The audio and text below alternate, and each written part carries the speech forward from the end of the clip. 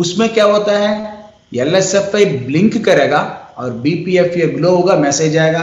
आप एक्नॉलेज करने के बाद it may be reseated by the control electrons, it may be reset, it may not be reset by the control electrons, ensure करिए वहां पर। और इसका लीड करेगा मे बी मेरा है सब सिस्टम आइसोलेशन के लिए है। नेक्स्ट P1 का सेम ट्रबल मैसेज 30 मिनट्स के अंदर में दोबारा आ जाएगा, सब सिस्टम आइसोलेट हो जाएगा। ये है हमारा 3 तरीके का ट्रबल से। जब भी सब सिस्टम आइसोलेट हो जाएगा, आपको पहले P1 फॉल्ट मैसेज देगा, उसके बाद एक्नॉलेज करने के बाद सब सिस्टम आइसोलेट हो जाएगा एंड LSFI कंटिन्यू जल के रह जाएगा। ये ध्यान रख लीजिए, बहुत आदमी को क्लियर नहीं है। वो बोलता है सर मेरा मैसेज एक आया सर P1 का, मैंने BPF एक्नॉलेज किया सर, LSFI जल के रह गया सर। अरे LSFI जल के रह गया, इसके मीनिंग क्या हुआ? जो सब सिस्टम में आपको मैसेज आया वो सब सिस्टम आइसोलेट हो गया, ये मीनिंग है। LSFI कंटिन्यू इसीलिए जल के रह जाएगा। 19 सब सिस्टम का अंदर में कोई भी सब सिस्टम आइसोलेट हो जाए, 1 नहीं 2 नहीं 3 रह जाएगा। It is the indication by the driver. आप लोको में चढ़ा, LSFI कंटिन्यू जल रहा है, आप समझ जाइए मेरे लोको में सब सिस्टम आइसोलेट है। सपोज मल्टी पावर है, पीछे वाला लोगों का सब सिस्टम आइसोलेट है, तभी भी LSFI लीडिंग कैप में ही जलाएगा। उस समय में आप डिस्प्ले में देखेगा सब सिस्टम का सभी कलर आपको ग्रीन में रहेगा। अरे मेरा यहाँ पर कोई सब सिस्टम का सभी ग्रीन है लेकिन LSFI कंटिन्यू जल रहा है, तो इसका मीनिंग है पीछे लोगों का सब सिस्टम आइसोलेशन है।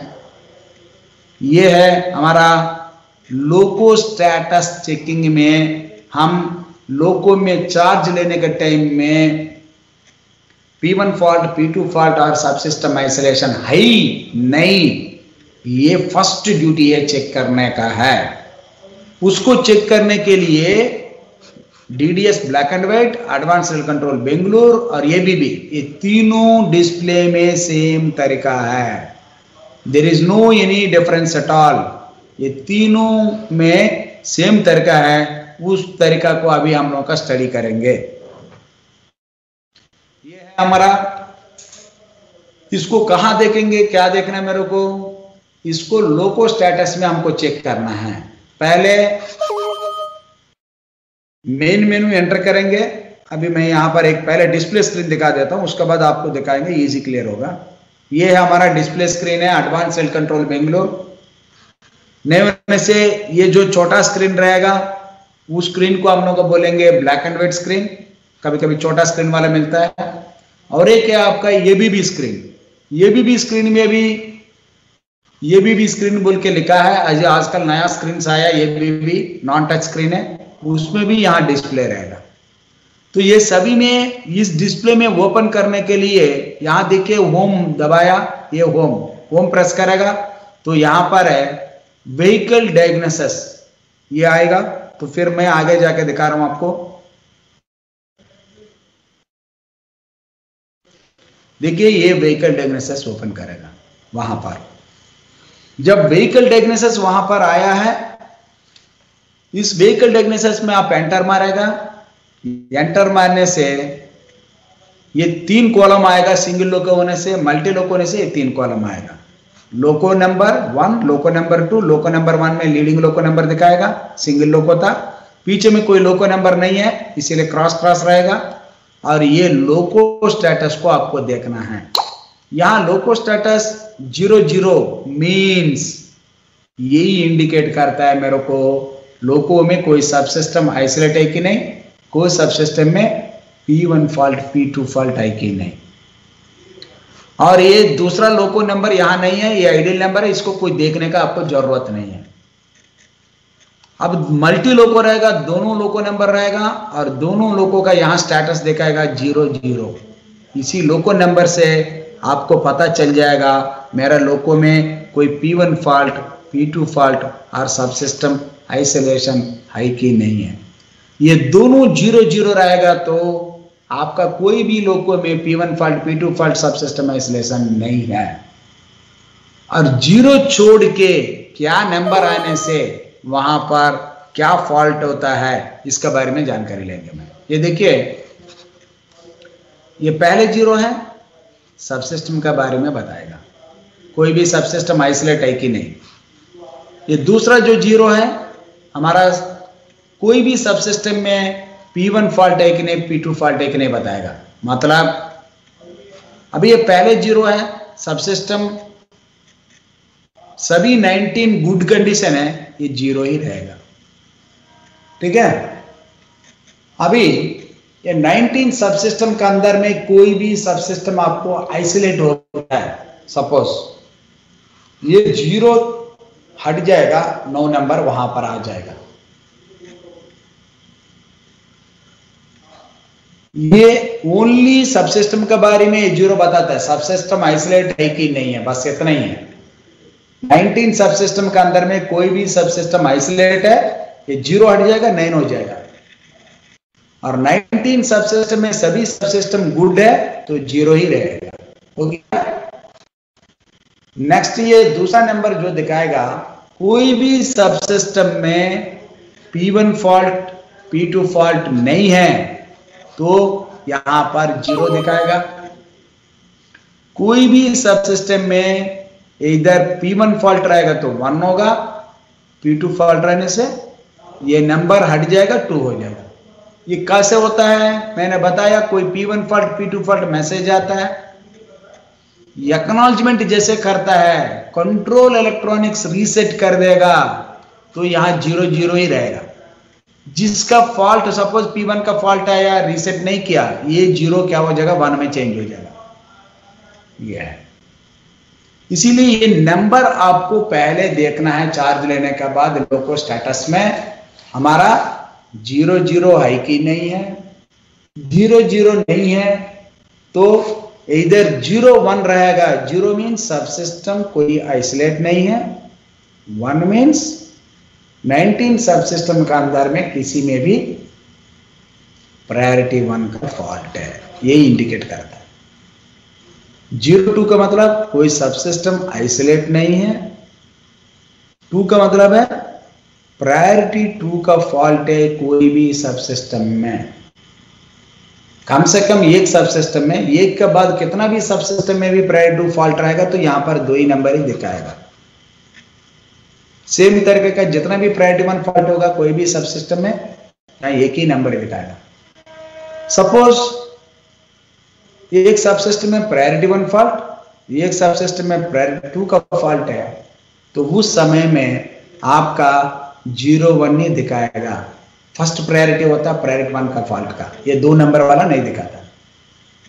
लेकिन बाद में ब्रोज मोड में जाकर देखेगा तो वो भी दिखाएगा, ये भी दिखाएगा, प्रायोरिटी 2 का फॉल्ट भी दिखाएगा, लेकिन नंबर दिखाएगा ओनली एक नंबर दिखाएगा। 9 0 9 मीन्स कम से कम एक सबसिस्टम आइसोलेट, एक से अधिक सबसिस्टम भी आइसोलेट हो जाएगा, 9 दिखाएगा। जो सबसिस्टम आइसोलेट हो गया उसमें से बचा हुआ सबसिस्टम का अंदर में किसी में भी P1 फॉल्ट P2 फॉल्ट नहीं है, ये 0 बता रहा। 91 का मतलब कम से कम एक सबसिस्टम आइसोलेट है, और आपका 1 का मतलब है जो बचा हुआ सबसिस्टम का अंदर में भी एक प्रायोरिटी 1 का फॉल्ट है। 9 आ गया है यहां पर, LSFA कंटिन्यू जलेगा डिस्प्ले में, ध्यान रख लीजिए, पैनल ये में कंटिन्यू LSFA जले के रह जाएगा। 91 92 का मतलब है कम से कम एक सबसिस्टम आइसोलेट है, साथ में जो बचा हुआ सबसिस्टम का अंदर में प्रायोरिटी 2 का फॉल्ट है। ये है मीनिंग, इस मीनिंग को यहां पर मैं देखा हूं, देख लीजिए। 0 0 means all subsystem are good and no P1 P2 fault. 0 1 all subsystem are okay but at least one fault of priority 1 in any subsystem. 0 2 all subsystem are good but at least one fault in priority 2 in any subsystem. 9 0 at least one subsystem is isolated and no P1 fault P2 fault. EBF power will glow on DDU. यहाँ पर आपको EBF power जलेगा F0201P2 name से F0301P2 आएगा। इसमें trouble shooting में कुछ आपको करने का नहीं है, जस्ट आपको इंश्योर करना है, उसको चलाते रहना है, लॉग बुक में रिमार्क लिख लेना है। EBF पावर आपको जल रहा है continuous, suppose fault power circuit में हो गया, इट में leads to may be traction converter 1 and 2 isolated, disturbance आके आइसोलेट हो सकता है, लेकिन आपको गाड़ी नॉर्मली चलाना है, इसमें कोई ट्रबल शूटिंग आपको करने के लिए नहीं दिया। Next EBF auxiliary fault auxiliary circuit है, इसमें इंडिकेशन लैंप EBF और उस समय में फॉल्ट मैसेज आएगा F0103P2, इसमें आपको ट्रबल शूटिंग जैसे QA नेम से QA के जो ट्रबल शूटिंग है वो करना पड़ेगा। कैसे? जब ये मैसेज आएगा उसके बाद ऑक्सिलरी कन्वर्टर 1, 2, 3 ये तीनों में कोई भी दो ऑक्सिलरी कन्वर्टर्स बारी बारी में आइसोलेट हो जाएगा 1 by 1। 1 आइसोलेट हो गया, फिर उसके बाद डीजे क्लोज किया, फिर ने ऑक्सिलरी कन्वर्टर 2 आइसोलेट हो गया सपोज। OCB2 में एर्थ फॉल्ट हो गया है, उसको MCB ट्रिप करके ट्रबल शूटिंग करना है। ये है ऑक्सिलरी वाइंडिंग में एर्थ फॉल्ट हो जाने से इंडिकेशन वहां जलाएगा डिस्प्ले में, साथ में ये मैसेज जनरेट करके देगा। उसके बाद दो ऑक्सिलरी कन्वर्टर्स बारी बारी में आइसोलेट कर देगा, तब MCB इसको ट्रबल शूटिंग करके देखना। इसका ट्रबल शूटिंग हम ऑक्सिलरी सेक्शन में आपको बताएंगे। Next EBF control earth fault control circuit है, इसमें बैटरी सर्किट के अंदर में कोई एर्थ फॉल्ट हो गया, बैटरी सर्किट शूटिंग इसको भी कोई करने की जरूरत नहीं, उसमें दे दिया ड्यूरिंग मेंटेनेंस, वो लोगों को फाइंड आउट करेगा। आप गाड़ी जब तक चलता रहेगा चलाते रहिए।